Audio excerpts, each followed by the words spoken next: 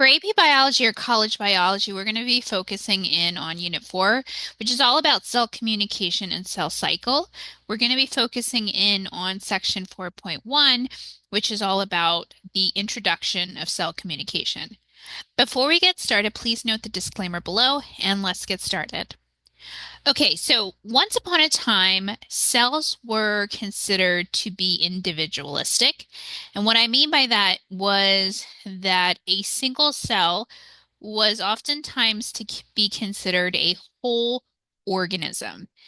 And because of this, the cell itself only had to engage in one type of communication, and that's with itself. So, what ended up happening is at some point we had multicellular organisms, which means that one cell had to communicate with another cell and vice versa to conduct regular functions within the organism. What ended up happening was that we understood that different cells had different forms of communication. Some can be electromagnetic, which includes things like light, mechanical, which includes things like touch, and chemical, which is the most common. You want to think of cells communicating with one another at some time. So, when we talk about cell signaling, we like to talk about the evolution of cell signaling, and I want to focus in on a term that you're going to see later on in this unit, which is called the signal transduction pathway, which is the ability of a cell to cascade or carry on signaling through a passage port of some sort. So what I mean by that is you'll have a cell and it needs to send messages from one cell to the next. And it will need to send this signal essentially from here to this cell. For example, we could say that this signal basically states, hey, I want your nucleus to turn on. In this case, the signal will then pass along to the second cell. And the cell has different ways that it can send this signal, and we're going to talk about that in more detail in the latter part of the unit. But for now, you just need to know it goes through the plasma membrane, maybe through something like a receptor, which also we'll talk about later on. And it has this cascade of events that potentially can occur from the cell surface to this event where it eventually turns on this nucleus that turns on.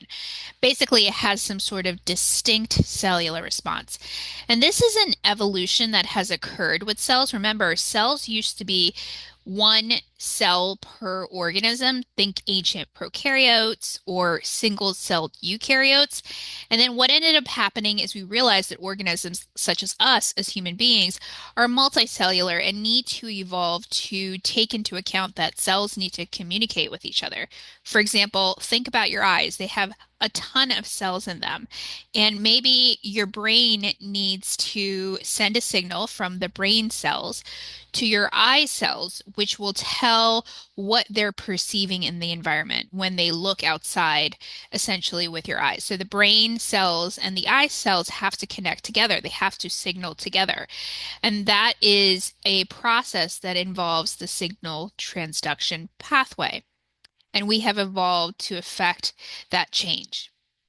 Now, there are different cell signaling types. I think this table really is a great indicator to show you the different cell signaling types. So we have juxtacrine signaling, which is basically the understanding that you have these two cells. These can occur in plant or animal cells. The picture you see here on the right here is an example of two plant cells, or sorry, two animal cells, I should say, because you do not see a cell wall. So these are two animal cells. And you can see this tiny opening here. And that is a gap junction. Basically, the two cells will be slightly separated, but they are in direct contact with each other. And what ends up happening is there is some sort of bridge between them. And especially for animal cells, those are called gap junctions. So juxtacrine is basically having two cells side by cell that have direct communication with one another. One cell will be the signal and the other one will be the target. So the signal will pass directly from one cell to the next, usually by some sort of bridge. And in plant cells, it's called plasmodesmata. In animal cells, it's called gap junctions. For what's called paracrine signaling, which is the second type of signaling, is communication between short distances. And they're also connected with nearby cells, but they're not direct communication, unlike the juxtacrine signaling. Instead, they'll send something what like a we call a neurotransmitter. So what happens is you have a signal cell and a target cell, and they'll send these signals to the nearby cells through some sort of apparatus. So this is an example of synaptic signaling where you have a gap and you have these little circles which represent neurotransmitters, which will transport from one cell to the next. So there isn't a per se direct connection. And so there's no bridge or anything like that. It just has to attach some way. And this is common with, like I said, synaptic signaling or nerve signaling. So think muscles, think neurons when you're thinking of paracrine signaling. Students often get confused between juxtacrine and paracrine, and the way that you could tell the difference is juxtacrine is just basically direct with some sort of connection between the two. Paracrine has some sort of apparatus like a neurotransmitter that will transfer from one part of the cell to the next, and it's very close by. Autocrine signaling is very different than juxtacrine and paracrine in the sense that it's going to be sending chemical signals to itself. So basically what happens is you have a cell here, it will release some sort of message, and then it'll come back to the same cell, often using the same receptor, the same cell surface. Now, I know I use the word receptor here. Just think of that on the surface of the cell, there is going to be some sort of attachment that occurs where the cell signal has to attach to. And we'll get into that in more detail later in this unit. But for now, you just need to understand that autocrine signaling is signaling with itself. Autocrine, you can think automatic, automatically with itself.